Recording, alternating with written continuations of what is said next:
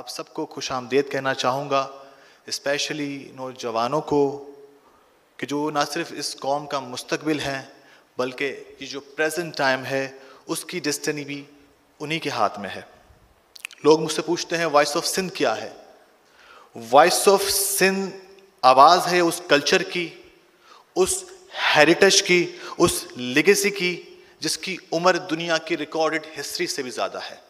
سندھ کی قدیم ثقافت مہر گڑھ 8000 سال پرانی ہے۔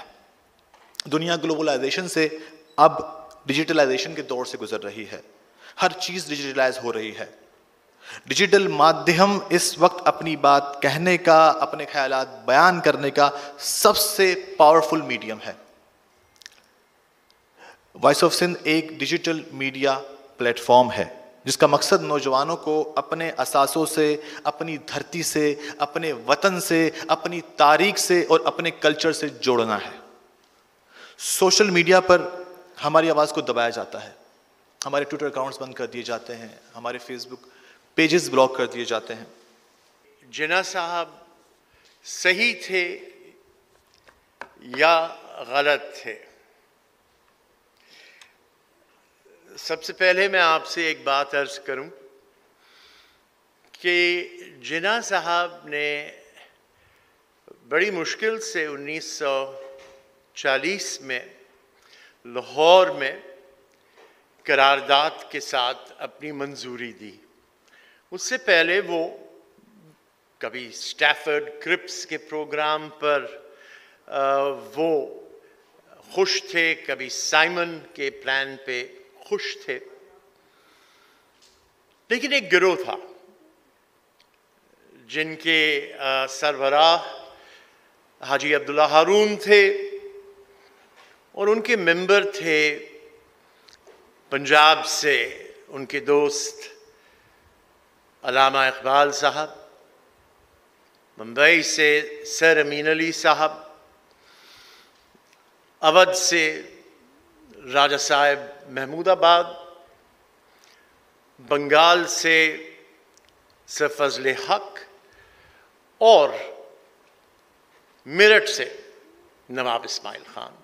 یہ ہاکس کا گروپ تھا جو پاکستان کے لیے بڑی تیزی سے کام کر رہا تھا مسلم لیگ کے ساتھ رہتے ہوئے۔ اور بھی بہت لوگ تھے، بٹ یہ کور کمیٹی تھی ان کی۔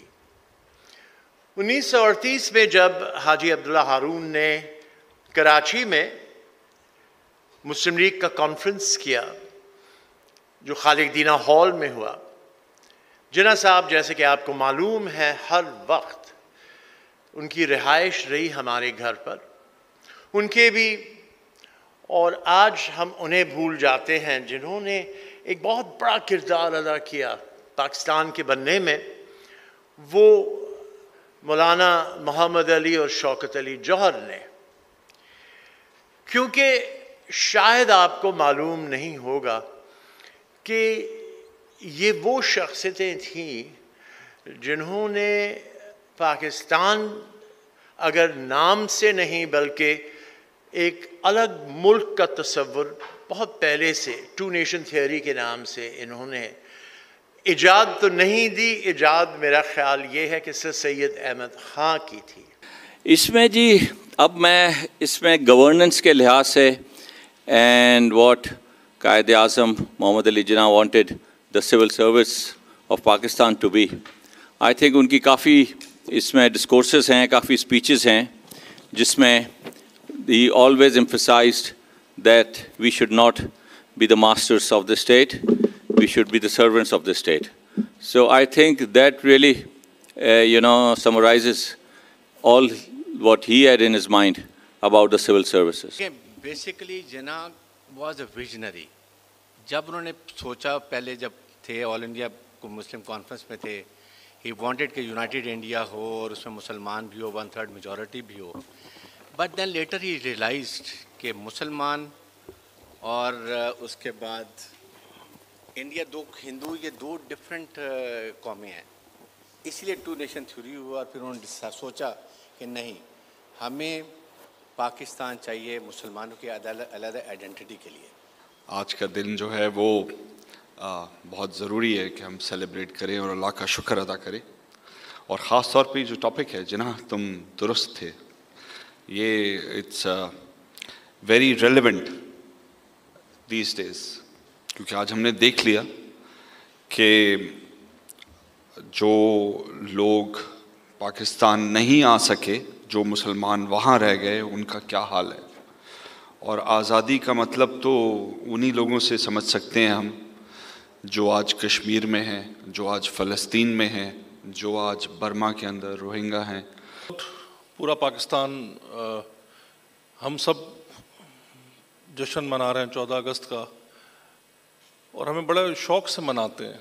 صبح سے لے کے شام تک جھنڈے جو ہے پورے پاکستان میں لوگ لے کے گھوم رہے ہوتے ہیں, موٹر سائیکل کے سلنسرز نکال دیتے ہیں, گاڑیوں کی چھتوں پہ بیٹھ جاتے ہیں.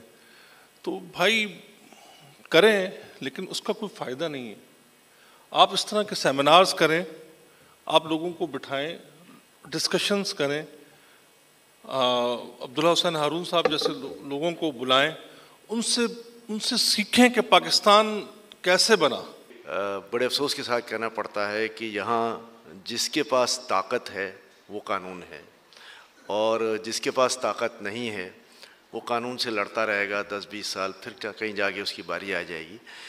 لیکن ہم ہمیشہ یہ کہتے ہیں کہ جو بھی کچھ کہہ لیں, جو بھی ناانصافی دیکھ لیں, لیکن ہمیشہ حق قانون کا ہی بول بالا ہے, اور کہیں نہ کہیں جا کر اس کو ریلیف مل جاتا ہے. پاکستان بنایا تھا, اور جن لوگوں نے پاکستان کو آزاد کیا تھا, تو میں آپ کو بتاؤں کہ ان کے ذہنوں میں یہ تھا کہ پاکستان میں تو لوگ پڑھے لکھے بھی نہیں ہیں, اور جو علاقہ انہوں نے ہم کو دیا تھا اس علاقے میں بہت زیادہ تعلیم نہیں تھی اور بہت زیادہ وسائل بھی نہیں تھے. جیسے بھی ہارون صاحب نے بتایا کہ جب وہاں پہ گئے تو انہوں نے کہا جی سندھ کے اندر تو کسی کی اتنی زمین ہی نہیں ہے کہ کوئی اناج اٹھا وہ کر سکے.